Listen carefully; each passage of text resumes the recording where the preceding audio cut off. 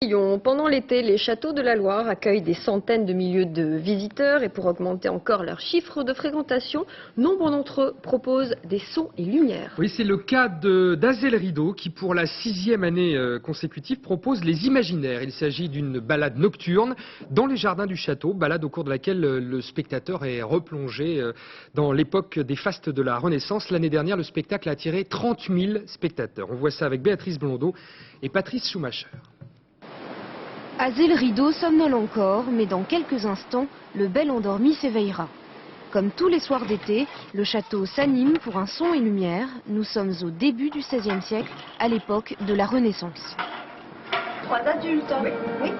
Alors 180 francs, s'il vous plaît. Ce soir, il y a 600 visiteurs, des touristes essentiellement, qui ont envie d'être surpris. On est venu voir quelque chose de beau et qui laisse libre cours à notre imagination, puisque le titre c'est les imaginaires.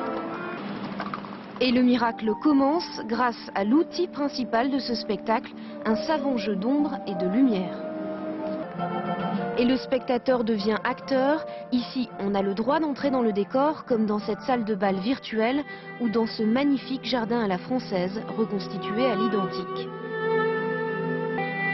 Mais la Renaissance, c'est aussi la période à laquelle on découvre les planètes, matérialisées ici par des boules de verre. Ici, le spectateur fait un voyage dans le temps. Grâce aux techniques modernes, les visiteurs découvrent un musée vivant.